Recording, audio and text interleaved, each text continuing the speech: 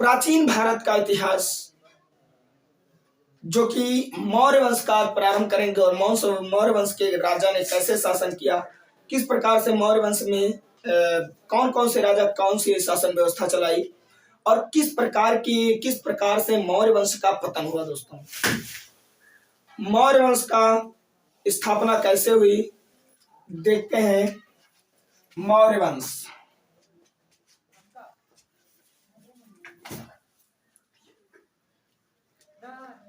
सबसे पहले देखेंगे मौर्य वंश की स्थापना कैसे हुई।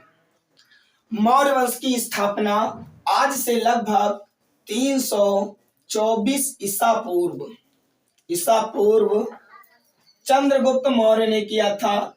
चंद्रगुप्त मौर्य ने किया था। इस क्वेश्चन पर स्टार लगाइएगा, क्योंकि बहुत बार ये क्वेश्चन कई कंपटीशन के पेपर में पूछा जाता है कि चंद्रगुप्त मौर्य ने किस वंश की स्थापना किया। दोस्तों याद रखना, चंद्रगुप्त मौर्य मौर्य वंश की स्थापना किया था। चंद्रगुप्त मौर्य ने मौर्य वंश की स्थापना किया, या फिर मौर्य वंश की स्थापना किसने किया? चंद्रगुप्त मौर्य ने किया। चंद्रगुप्त मौर्य ने मौर्य वंश की स्थापना कब किया? 324 ईसा पूर्व किया। याद रखना, 324 ईसा पूर्व किया। कैसे किया? मौर्य वंश के पहले कौन शासन चलता था? मौर्य वंश के पहले नंद वंश चलता था। नंद वंश दोस्तों चलता था, याद रखना, नंद वंश चलता था। मौर्य वंश के पहले शासन कौन चलता था? नंद वंश।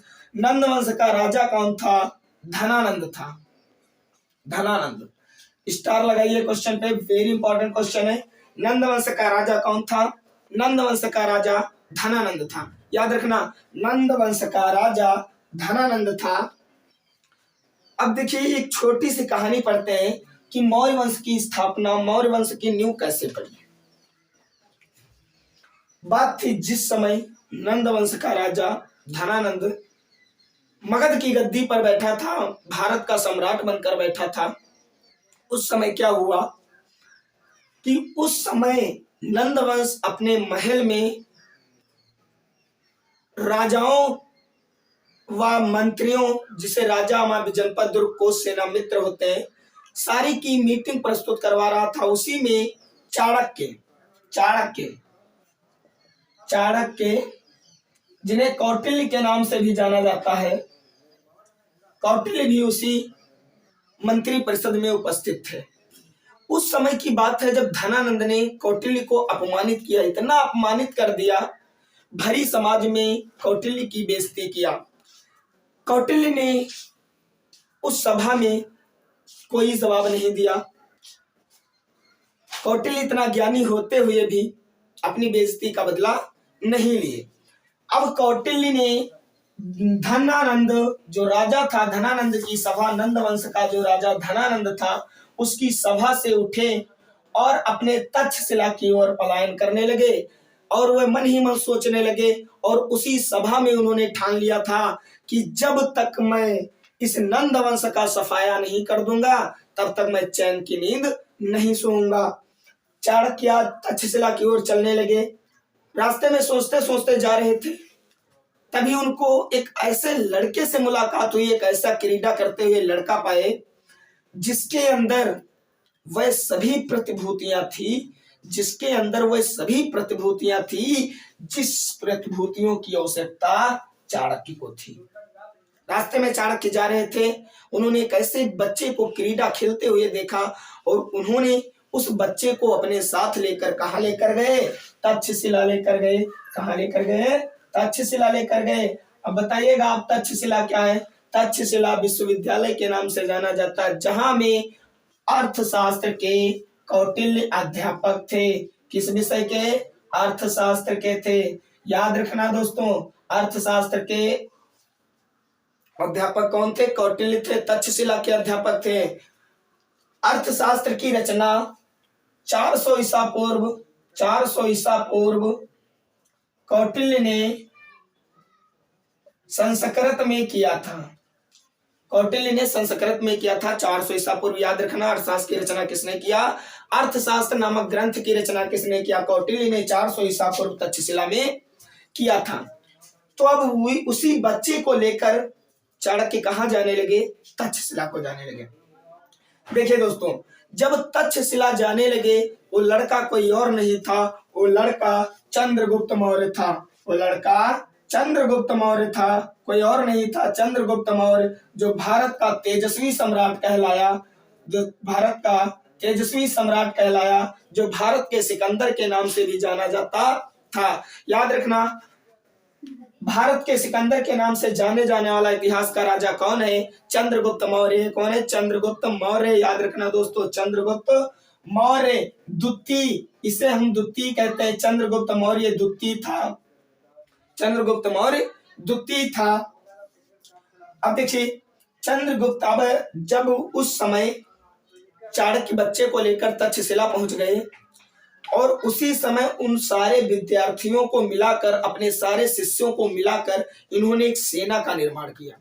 इन्होंने एक भव्य सेना का निर्माण किया और चाणक्य स्वयं प्रधानमंत्री का कार्य किए। किसका? स्वयं प्रधानमंत्री का कार्य करके अपनी पूरी सेना का नेतृत्व किया। सेना का नेतृत्व किया। सेना का नेतृत्व किया। याद रखना, चाणक्य अपनी सारे शिष्यों के सेना का निर्माण करके स्वयं प्रधानमंत्री का कार्य किया। चाणक्य ने, उनका मुख्य उद्देश्य था नंद वंश का सफाया करना। ऐसा क्यों? क्योंकि नंद वंश का राजा धनानंद जो था, उन्होंने भरी सभा में चाणक्य की घोर बेइज्जती, अपमानजनक बातें कहकर उनकी बेइज्जती किया था। इस कारण से चाणक्य ने उसी वक्त ठान लिया था कि मैं नंद वंश का सफाया कर दूंगा। अब क्या होता है दोस्तों, धीरे धीरे चंद्रगुप्त मौर्य शिक्षा प्रशिक्षित होने लगा। एक समय ऐसा आया कि चंद्रगुप्त मौर्य अपने युवा अवस्था में था। उस समय क्या हुआ, नंद वंश के राजा धनानंद की पुत्री, नंद वंश के राजा धनानंद की पुत्री और चंद्रगुप्त मौर्य से प्रेम हो जाता है। प्रेम हो जाता है। चंद्रगुप्त मौर्य और धनानंद की पुत्री, जो कि चाणक्य का दुश्मन था, और इधर चंद्रगुप्त जो चाणक्य का शिष्य था। चाणक्य चाहते थे कि इसी चंद्रगुप्त मौर्य से मैं धनानंद का सफाया करूंगा, लेकिन क्या हुआ, यहीं पर कहानी मोड़ ले लेती है कि चंद्रगुप्त मौर्य धनानंद की पुत्री के संग प्रेम हो जाता है। ये बात लंबी लंबी चलने लगती है। प्रेम कुछ इस प्रकार से हो जाता है कि चंद्रगुप्त मौर्य अपने शासन का देखभाल करना बंद कर देता है, शिक्षित प्रशिक्षित होना बंद कर देता है। जब ये बात चाणक्य को पता चलती है तो चाणक्य ने चंद्रगुप्त मौर्य से कहा, चंद्रगुप्त, ये बिल्कुल भी ठीक नहीं है। तुम जिससे प्रेम करते हो मेरे शत्रु की बेटी है, और मैं नहीं चाहता कि तुम इस प्रेम माया के जाल में पड़कर भारत का सम्राट बनने का सपना छोड़ दो। क्यों? चंद्रगुप्त मौर्य को चाणक्य सम्राट बनाना चाहते थे और अंत में यह संभव भी हो गया। तो चाणक्य ने कहा, प्रभु गुरुजी, क्या भारत का सम्राट बनने के लिए ये सब त्याग करना जरूरी है? तब बहुत ही सुंदर जवाब चाणक्य ने दिया। कहा, बिल्कुल, अगर भारत का सम्राट बनने के लिए ये त्याग, ये परिश्रम, ये बलिदान करना ना हो तो हर एक घर में आज चंद्रगुप्त मौर्य और भारत का सम्राट जन्म ले। जो कोई त्याग करेगा, परिश्रम करेगा, बलिदान करेगा, वही भारत का सम्राट कहलाएगा। इसलिए तुम्हें ये सब त्यागना पड़ेगा। चंद्रगुप्त मौर्य की आंखें खुल जाती हैं। उसी समय वो उसकी पुत्री से प्रेम करना बंद कर देते हैं, पुनः अपने उद्देश्य पर आ जाते हैं। धीरे धीरे क्या हुआ, चंद्रगुप्त मौर्य और धनानंद के बीच में भयानक युद्ध हुआ, जिसमें नंद वंश का सफाया हो गया। नंद वंश का सफाया हो करके उसी समय मौर्य वंश की स्थापना चंद्रगुप्त मौर्य ने चाणक्य की सहायता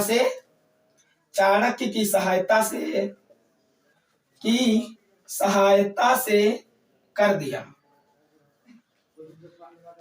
चंद्रगुप्त मौर्य और धनानंद के बीच भयानक युद्ध हुआ, जिसमें धनानंद का विनाश हो गया और नंद वंश का सफाया हुआ। नंद वंश के सफाया हो जाने पर चंद्रगुप्त मौर्य ने चाणक्य की सहायता से मौर्य वंश की स्थापना 324 ईसा पूर्व हो गई।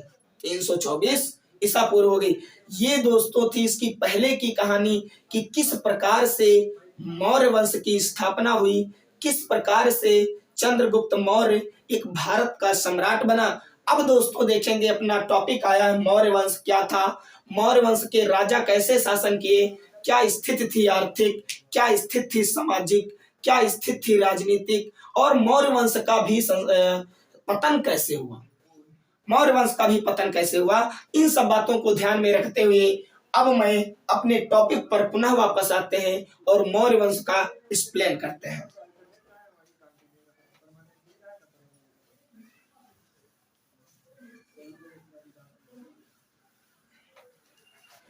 दोस्तों अभी मैंने बताया कि मौर्य वंश की स्थापना 324 ईसा पूर्व चंद्रगुप्त मौर्य के द्वारा की गई, मौर्य के द्वारा की गई।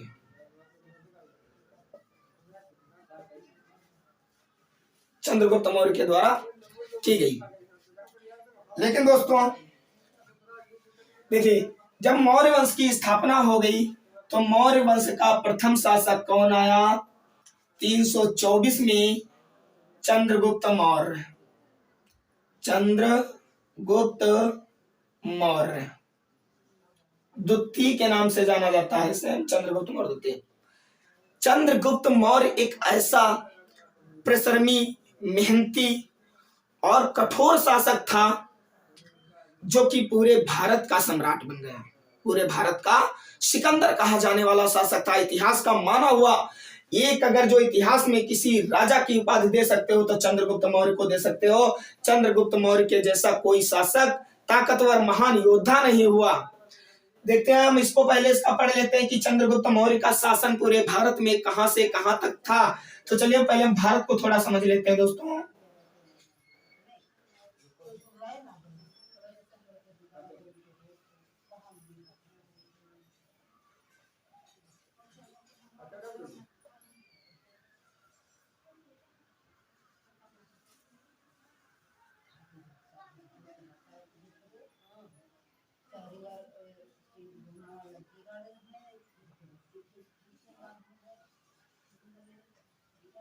ये दोस्तों अपना भारत है। अब हम देखेंगे कि मौर्य वंश का मतलब चंद्रगुप्त मौर्य कहां से कहां तक शासन करता था। तो आपको पता है कि ये एरिया आपका पाकिस्तान का है, इधर आपका चीन है, ये आपका नेपाल है, ये आपका भूटान है, ये बांग्लादेश है, और इधर आपका चाइना है, चीन है। तो चंद, और यहां पर बेटा पाकिस्तान के ऊंचे इधर अफगानिस्तान पड़ता है, अफगानिस्तान। तो याद रखना, पहले सबसे पहली बात कि इस प्रश्न पर स्टार लगाइएगा कि चंद्रगुप्त मौर्य के किस वंश की स्थापना किया? मौर्य वंश की। मौर्य वंश की स्थापना किसने किया? चंद्रगुप्त मौर्य द्वितीय ने किया था। चंद्रगुप्त मौर्य वंश की स्थापना कब हुई? 324 ईसा पूर्व हुई। तो चंद्रगुप्त मौर्य का शासन कहां से था? चंद्रगुप्त मौर्य का शासन अफगानिस्तान से लेकर के नेपाल और इधर दक्षिण में कर्नाटक तक था। अफगानिस्तान, नेपाल और पूरे भारत से लेकर नीचे कर्नाटक तक इसका शासन था। पूरे भारत में था, नेपाल में था और अफगानिस्तान में चंद्रगुप्त मौर्य का शासन था। चंद्रगुप्त मौर्य, अगर इसके कार्यों की बात करें तो चंद्रगुप्त मौर्य ने अपने जीवन में अपनी प्रजा का बहुत ही अच्छे से ख्याल रखा, अपने पूरे समाज का विस्तार से विकास किया। ये बहुत ही उदार हृदय का राजा था। अपनी प्रजा और इसके शासन काल में आर्थिक स्थिति भी अच्छी थी, सामाजिक संबंध भी घनिष्ठ थे। सामाजिक संबंध में बौद्ध धर्म, जैन धर्म को इनके वंशज ने अपनाया। चंद्रगुप्त मौर्य के आगे वंशज जो हुए, बिंदुसार, अशोक, बृहद्रथ, इन सभी लोगों ने अपनाया। तो कह सकते हो कि इसमें धर्म के भी महत्व देता था। संगीत प्रेमी और मूर्ति कला का तो पुजारी ही था। अगर इसके कार्यों की बात करें तो इसने एक सुदर्शन नामक झील बनवाई थी। सुदर्शन नामक झील, क्वेश्चन पे स्टार लगाइएगा, वेरी इंपॉर्टेंट क्वेश्चन है। सुदर्शन नामक झील का निर्माण किसने करवाया? सुदर्शन नामक झील का निर्माण चंद्रगुप्त मौर्य द्वितीय ने करवाया। सुदर्शन नामक झील का निर्माण किसने करवाया? सुदर्शन नामक झील का निर्माण चंद्रगुप्त मौर्य द्वितीय ने करवाया था। क्यों करवाया था? वेरी इंपॉर्टेंट क्वेश्चन है। क्यों करवाया था? इसलिए करवाया था क्योंकि उस समय, जिस समय भारत का शासक था, उस समय आर्थिक स्थिति को मजबूत करने के लिए वहां की प्रजा कृषि पर नियंत्रित थी, वहां की प्रजा कृषि पर आश्रित थी। दोस्तों कृषि मौसम का जुआ कहा जाता है, कृषि को मौसम का जुआ कहा जाता है। अगर बरसात हो गई तो फसल अच्छी, अगर नहीं हुई तो फसल नहीं होगी। इसीलिए चंद्रगुप्त मौर्य ने सुदर्शन नामक झील का निर्माण करवाया और इसी झील से कई नहरों का निर्माण करवाया, इसी झील से कई छोटी बड़ी नहरों का निर्माण करवाया, जिससे अपने अपने क्षेत्र की सिंचाई की व्यवस्था को सुलभ करवाया। इस उदाहरण से आप समझ सकते हो कि चंद्रगुप्त मौर्य किस प्रकार का शासक था। तो आगे बात आती है कि चंद्रगुप्त मौर्य के बाद भारत का सम्राट कौन बनता है, मगध की गद्दी मौर्य वंश का अगला शासक कौन आता है। बेटा आपको बता दें, चंद्रगुप्त मौर्य 324 से शासन किया था 299 ईसा पूर्व। अब आप ये पूछ रहे हो कि 324 299 मतलब, तो आपको बता दें कि ईसा पूर्व हमेशा उल्टा चलते हैं, न कि आगे को बढ़ते हैं। 324 से 399 ईसा पूर्व, 299 ईसा पूर्व शासन किया। लगभग इसने 25 वर्षों तक भारत की गद्दी पर शासन किया। कितने वर्षों तक? 25 वर्षों तक। वेरी इंपॉर्टेंट क्वेश्चन, क्वेश्चन पे स्टार लगाइएगा कि चंद्रगुप्त मौर्य ने कितने वर्षों तक भारत की गद्दी को संभाला। चंद्रगुप्त मौर्य ने लगभग 25 वर्षों तक भारत की गद्दी को संभाला, जो कि 324 ईसा पूर्व से शासन करना प्रारंभ किया। 299 ईसा पूर्व भारत की गद्दी पर से निधन हो गया। ये स्वर्गवास सिधार गए महान योद्धा, धरती माँ को प्यारा हो गया। बात आती है चंद्रगुप्त मौर्य के बाद भारत की गद्दी पर कौन बैठता है। तो आपको बता दें कि 299 ईसा पूर्व के बाद भारत की गद्दी पर उसका बेटा बिंदुसार गद्दी पर बैठता है। उसका बेटा बिंदुसार गद्दी पर बैठता है। चंद्रगुप्त मौर्य कब से कब तक? 324 से 299 ईसा पूर्व। नोट करिएगा, स्टार लगा के नोट करिएगा। 324 से 299 ईसा पूर्व चंद्रगुप्त मौर्य गद्दी पर बैठा। 299 में स्वर्ग सिधार गया। अब 299 के बाद गद्दी पर कौन बैठता है? उसका बेटा बिंदुसार 299 से लेकर के 273 ईसा पूर्व गद्दी पर बैठता है। 299 में बिंदुसार बैठा और 273 में इसका भी स्वर्गवास हो गया। बिंदुसार लगभग 27 वर्षों तक शासन किया था। स्टार लगाइए क्वेश्चन पे स्टार लगाइए। मोस्ट इंपॉर्टेंट क्वेश्चन है आपका कि चंद्रगुप्त मौर्य के बाद भारत की गद्दी पर कौन बैठा। चंद्रगुप्त मौर्य की मृत्यु के बाद बिंदुसार उसका बेटा गद्दी पर बैठा। कब बैठा था? 299 ईसा पूर्व गद्दी पर बैठा था और 273 ईसा पूर्व ये भी स्वर्ग सुधार गया। बिंदुसार भी उदार हृदय का राजा था। जिस प्रकार चंद्रगुप्त मौर्य कार्य करता था उसी प्रकार इसने अपने साम्राज्य का विकास ही किया, ना कि इसके शासनकाल में इसके क्षेत्र पर किसी राजा की हिम्मत नहीं हुई कि अधिकार कर ले। बिंदुसार भी बहुत ही अच्छा राजा कहलाया जाता है इतिहास में। अब बात करेंगे कि बिंदुसार की जब मृत्यु हुई तो बिंदुसार के बाद कौन राजा बना। तो बिंदुसार के बाद आपके जाने पहचाने अशोक गद्दी पर बैठते हैं 273 ईसा पूर्व।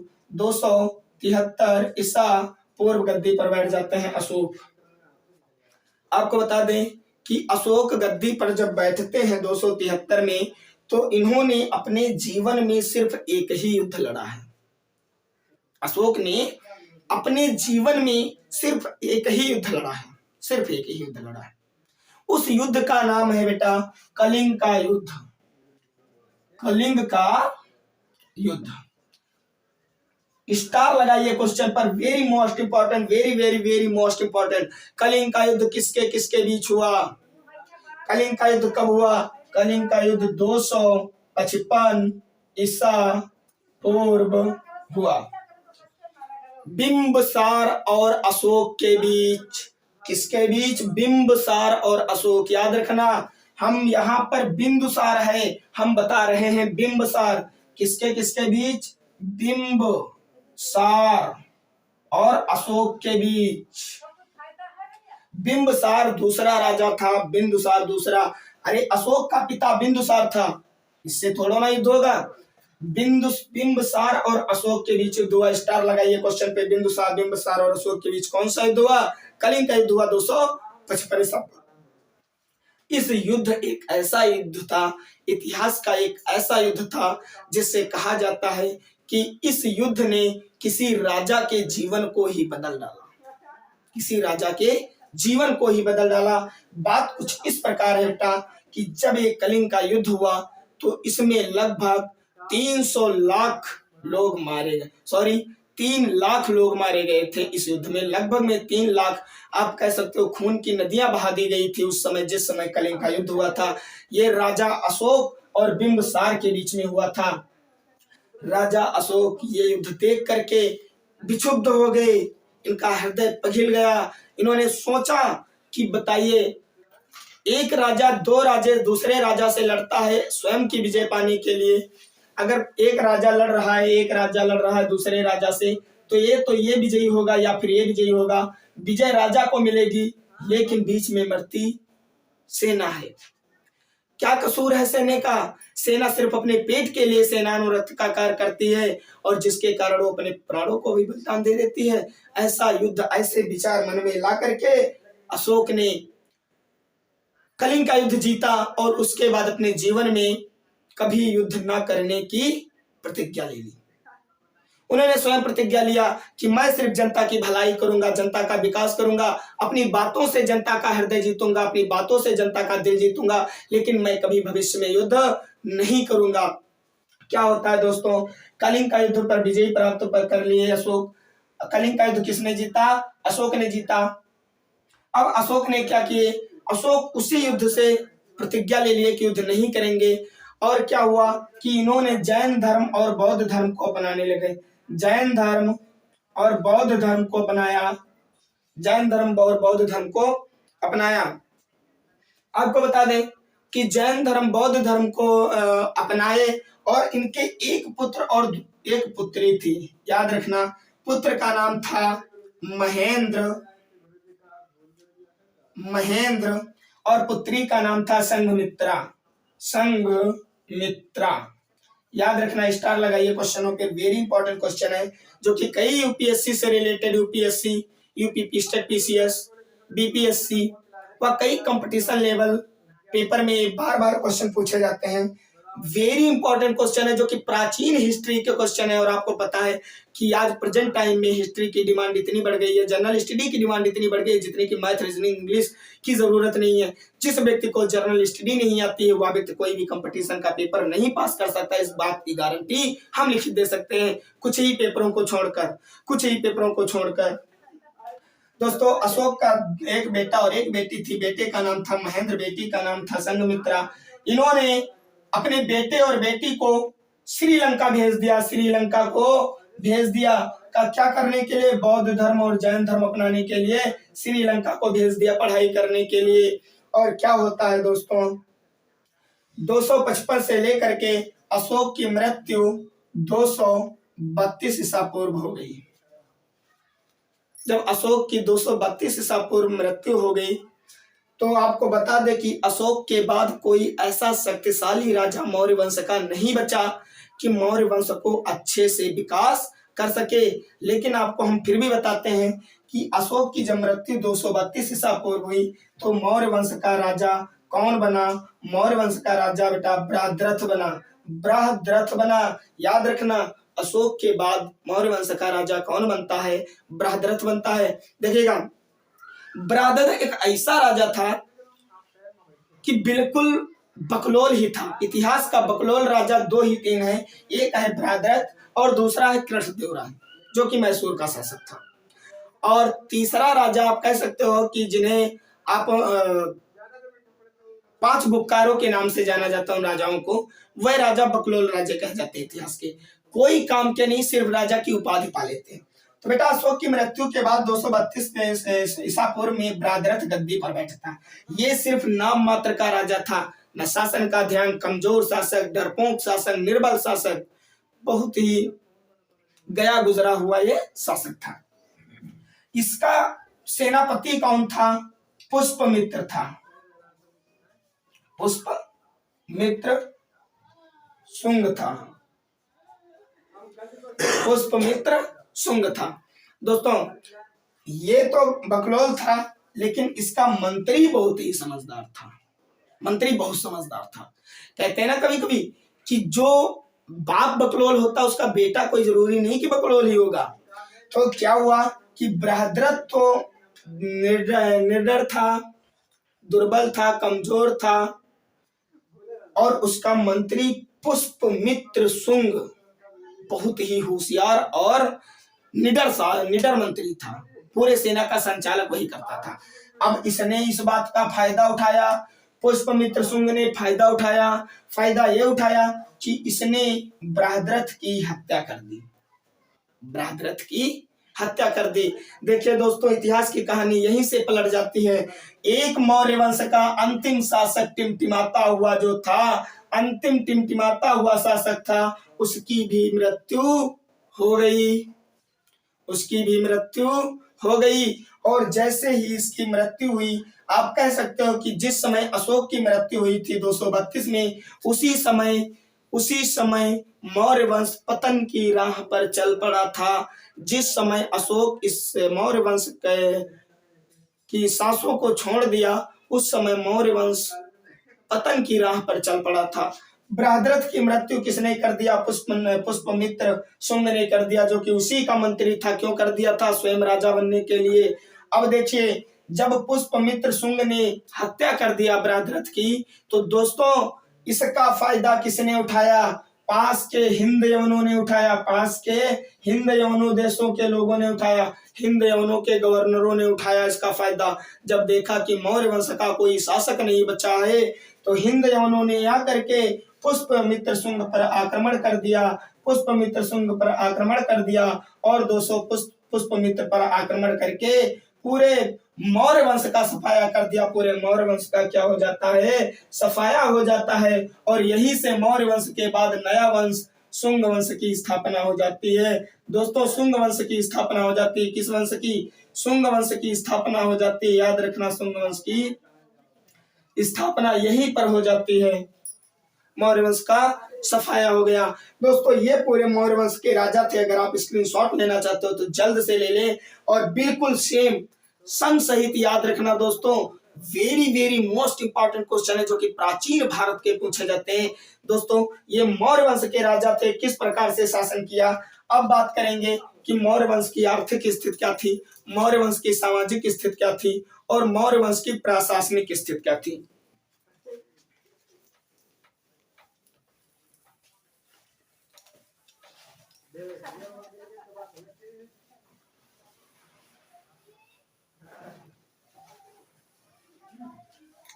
मौर्य वंश की सबसे पहले प्रशासनिक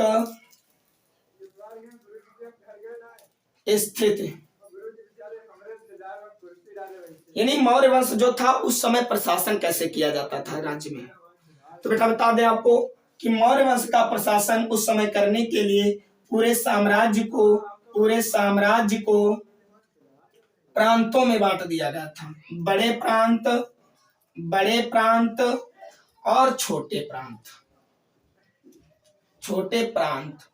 आपको बता दें, प्रांत मतलब राज्य। जो आज प्रेजेंट टाइम में राज्य कहे जाते हैं वो पहले राज्य नहीं बल्कि प्रांत कहे जाते थे। ठीक है, तो पूरे साम्राज्य, क्योंकि इसका साम्राज्य तो पूरे भारत में था ना, तो पूरे भारत को प्रांतों में बांट दिया। छोटे प्रांत, बड़े प्रांत, छोटे भागों में बड़े भागों में बांट दिया। ठीक है, अब देखिए, बड़े प्रांतों का जो प्रशासनिक की देख रेख करता था, बड़े प्रांतों का, उसे कहते थे आयुक्त। उसे आयुक्त कहते थे। उस अधिकारी को क्या कहते थे? आयुक्त कहते थे। और जो छोटे प्रांतों की देखरेख करता था उसे राजुक कहते थे। स्टार लगाइए दोनों क्वेश्चनों पे। उसे क्या कहते थे? उसे राजुक कहते थे। और बड़े प्रांतों को देखने वाले आयुक्त कहते थे। बेटा क्वेश्चन पूछे विकल्प में आपके ऑब्जेक्टिव टाइम में पूछ लिया जाता है कि आयुक्त क्या थे, राजुक क्या होते थे। राजुक किस शासनकाल से संबंधित है? आयुक्त किस शासन काल से संबंधित है? तो ये मौर्य वंश के शासनकाल से संबंधित है। तो इस प्रकार बेटा प्रशासन की देखरेख होती थी। पूरे साम्राज्य को प्रांतों में बांट दिया गया और उन प्रांतों को, छोटे प्रांतों के लिए राजुक और बड़े प्रांतों के लिए आयुक्त नामक अधिकारियों को रखा जाता था, देखरेख करने के लिए, प्रशासन की पूरी व्यवस्था को सुचारू रूप से चलाने के लिए। अब उसके बाद बात कर लेते हैं आर्थिक स्थिति की, कि मौर्य वंश की आर्थिक स्थिति क्या थी। तो बेटा उस समय आर्थिक स्थिति बहुत ही अच्छी थी। उस समय लोगों के जीवन का आधार कृषि भी था और वह कृषि के साथ साथ क्या करते थे, कृषि करते थे, कृषि के साथ साथ उद्योग धंधा भी चलाते थे, उद्योग धंधा भी चलाते थे और हस्तशिल्प की वस्तुएं बनाते थे, हस्तशिल्प की वस्तुएं बनाते थे, हस्तशिल्प की वस्तुएं भी बनाते थे। याद रखना बेटा, आर्थिक स्थिति में क्या था कि वे कृषि तो उनकी आजीविका का साधन भी था। कुछ जो उद्योगपति होते थे, जो अमीर लोग होते थे, उद्योग चलाते थे और हस्तशिल्प कारीगरों का भी कार्य किया जाता था। तीसरी स्थिति है सामाजिक स्थिति क्या थी, सामाजिक स्थिति क्या थी, सामाजिक स्थिति क्या थी, तो बेटा बता दे। सामाजिक स्थिति बहुत ही सरल स्वभाव के लोग पाए जाते थे। मौर्य वंश में बहुत ही सरल स्वभाव के लोग पाए जाते थे। उस समय समाज में कोई भेदभाव नहीं था, कोई भेदभाव नहीं था, किसी भी धर्म को बढ़ावा नहीं दिया जाता था, सर्वत्र धर्म एक समान माने जाते थे, सर्वत्र धर्म एक समान माने जाते थे, सर्वत्र धर्म एक समान माने जाते थे। हिंदू धर्म के लोग मंदिर जाते थे और मुस्लिम धर्म के लोग मस्जिद जाते थे। मतलब कहने का मतलब है कोई भी धर्म को बढ़ावा नहीं दिया जाता था, ना ही किसी धर्म को आप कह सकते हो कि शोषण किया जाता था। सर्वत्र धर्म एक समान। और क्योंकि अभी मैंने आपको जस्ट बताया था कि जो अशोक थे अपने बेटों को खुद बौद्ध धर्म और जैन धर्म पढ़ने के लिए श्रीलंका भेज दिए थे, तो कह सकते हो कि चंद्रगुप्त मौर्य के वंशज ने भी बौद्ध धर्म और जैन धर्म को अपना लिया था। उसके बाद बात कर ले क्या कहते हैं इसको, राजनीतिक स्थिति। राजनीतिक स्थिति क्या थी, याद रखना बेटा, राजनीतिक स्थिति के अंतर्गत पूरा समाज तो प्रांतों में ही बटा था, शासन का एक अधिकारी होता था, तो राजनीतिक या राजशाही शासन तंत्र चलता था। उस समय राजशाही शासन तंत्र चलता था। तो राजा का शासन था, जिसे पैतृक कार्यपालिका, एक प्रकार से आप कह सकते हैं कि उस समय पैतृक कार्यपालिका का कार्य किया जाता था। पैतृक कार्यपालिका वह कार्यपालिका होती है जो राजा मरा तो राजा का बेटा राजा, और जब वो राजा मरा तो उसका बेटा राजा। ये पिता से प्राप्त होने वाली कार्यपालिका है। पिता की गद्दी, बेटा बेटे की गद्दी, उसका बेटा उसके बेटे की गद्दी उसका बेटा, ये होती है पैतृक कार्यपालिका जो अपने पिता से प्राप्त की जाती है, वो पैतृक कार्यपालिका कहलाती है। तो दोस्तों, इस पूरे वीडियो में आपने पढ़ा प्राचीन भारत के इतिहास का मौर्य वंश का प्रारंभ कब से हुआ, मौर्य वंश की स्थापना से लेकर मौर्य वंश के अंत तक अर्थात मौर्य वंश के पतन तक आपने सारा वीडियो पढ़ा। सारे बहुत चीजें कुछ आपने जान लिया है। मुझे पूर्ण विश्वास है कि अब मौर्य वंश से रिलेटेड कोई भी डाउट आपके मन में नहीं रहा होगा। मोस्ट इंपॉर्टेंट क्वेश्चन जो स्टार लगाए गए हैं वह क्वेश्चन ऐसे क्वेश्चन है जो कई कंपटीशन के पेपर में पूछे जा चुके हैं। दोस्तों, मुझे पूरी उम्मीद है कि मेरी मेहनत और साथ में आपकी मेहनत व्यर्थ नहीं जाएगी। आज के वीडियो में सिर्फ इतना ही। अगर वीडियो पसंद आया हो तो लाइक करें और अभी शेयर कर दें, और चैनल को तो सब्सक्राइब ही कर लो दोस्तों, क्योंकि हिस्ट्री, जियोग्राफी, सिविक्स, इकोनॉमिक्स जैसी न्यू क्लासें आने पर आप तक तुरंत प्रोवाइड की जा सके। तब तक के लिए धन्यवाद।